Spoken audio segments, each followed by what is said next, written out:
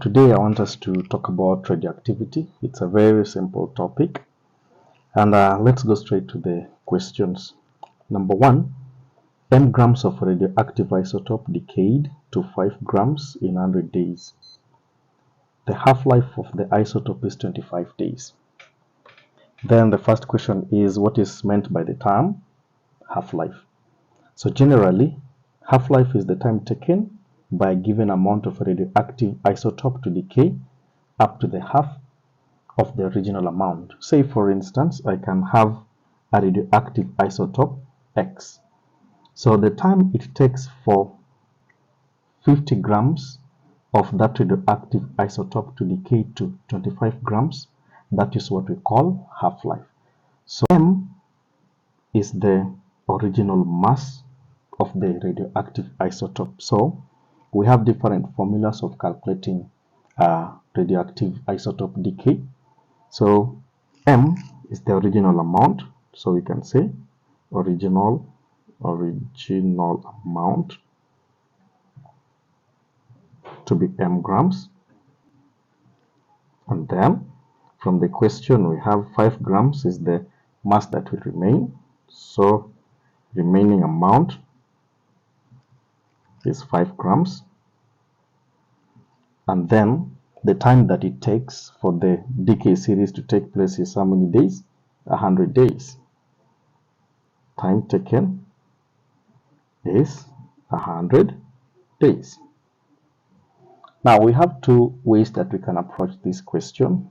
The first way is we can use a formula, and the formula is the remaining amount is equals to the original times 1 all over 2 raised to the power n, where remaining is the remaining amount and the original is the original amount of the radioactive isotope, and n stands for the half-life.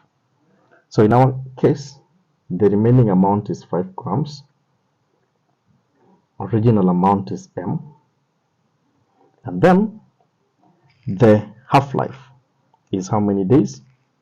100, not half-life, but it takes 100 days, but the half-life is 25 days.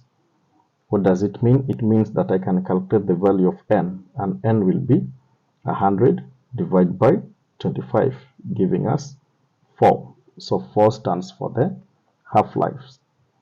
So that will be 1 over 2 power 4. So when we open this, I'll have 5 is equals to m times 1 all over 16. So when you raise 2 power 4 gives us 16.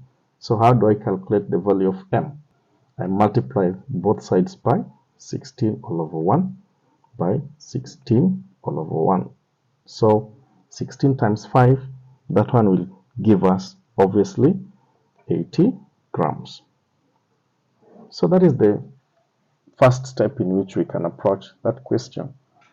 The second way that we can approach the question is going through a manual method, where we are told that the initial mass is m grams and the final mass is 5 grams. It means that we have to go backwards, and therefore we have to calculate the number of half-lives. If it took 100 days for it to decay from m grams to 5 grams, and one half-life takes 25 days, it means that we can calculate the number of half-lives, and that will be 100 divided by 25, giving us 4. So 4 will be the number of half-lives. So how do we calculate the original amount? The remaining amount was 5 grams. So the first half-life will give us 10 grams. The second half-life will give us 20 grams. The third half-life will give us 40 grams. And finally, the fourth half-life will give us 80 grams, just from the definition. So this will be the first half-life, the second half-life, the third half-life,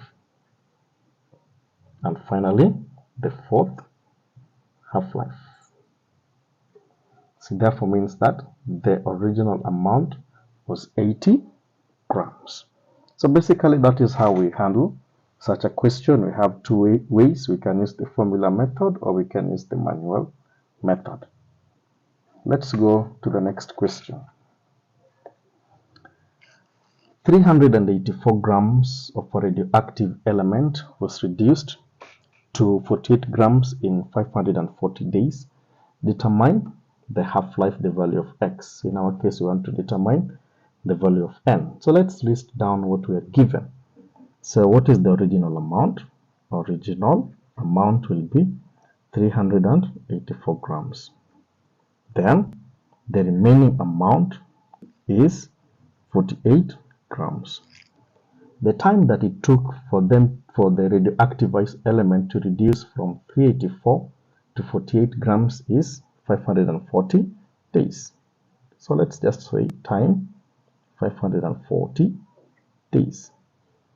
So I want to know the time that it will take for it to reduce by half. So originally we have two methods. So let me start with the formula method. We say that remaining amount is equals to the original times 1 over 2 power of n. What is the remaining amount? 48 grams. What is the original? 384 grams. And then I multiply it by 1 all over 2 power n. Do not forget that n is the number of half-lives, and that is what I want to calculate. So I'll divide both sides by 384 by 384, giving us 1 all over 8 is equals to 1 all over 2 power n. So let's get back to mathematics. Let's borrow some concepts in mathematics. So when I divide an 8, 1 over 8, I will get 0.125 will be equivalent to 0.5 power n. How do I remove the power n? I find the logarithms in both cases, left hand side and right hand side. So I will have log of 0.125 is equals to log of 0.5 power n. So anytime we introduce log and we raise to power, this n will be shifted back to that other side. So I will have log of 0.125 is equals to n log of 0.5. Therefore, how do I get n alone? I divide both sides by the log of 0.5, the log of 0.5. Therefore, the value n, if you use your calculator, will give us 3. So that's the number of half-lives. We haven't answered the question yet. We're told to determine the half-life. Half-life is the time taken for radioactive isotope to decay by half its original. So, if it took 540 days for the entire process and the number of half-life is 3, therefore, the time taken for it to reduce by half will be 180 days. So that is how we calculate the half-life. Alternatively, we can use the formula method, and I want you to try using the formula method by yourself. If you have the original and then the final, can you try reducing by half so that you get the number of half-lives, and then later on you take the time taken, you divide by the number of half-lives that you will have. Try and see if you can get the same answer. Let's look at number 3. Write an equation to show how uranium-234 with atomic number 92 can decay to thorium. So we have thorium, the formula of thorium is TH, and then what are we emitting? Alpha particle. Alpha particle is represented by helium, 42 helium. So anytime a radioactive isotope releases or emits helium or alpha particle, the mass number reduces by 4 and the atomic number reduces by 2. Therefore, thorium's mass number will be 230 and the thorium's atomic number will be 90. So this is how we write a radioactive equation, or just a nuclear equation, let me say so. Next question is give two uses of radioactive isotopes. We have different uses of radioactive isotopes in agriculture, in medicine, and in other fields. So these are some of the examples on the uses of radioactive isotopes, but you can as well Google some more uses. Finally, on the fourth question, state two differences between chemical and nuclear reactions. Chemical reactions differ largely from nuclear reactions. From the word chemicals, let's look at the first difference. Chemical reaction normally takes place in the outer energy level, and in most cases it involves loss or gain of electrons, where it takes place in the outer energy level.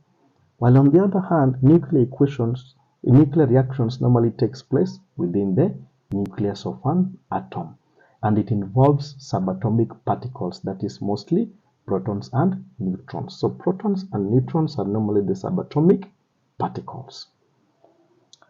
Chemical reaction, the heat energy released is very less as compared to nuclear reactions. So chemical reaction, little amount of heat energy is released, while on the other hand, nuclear reactions, large amount of heat energy is released.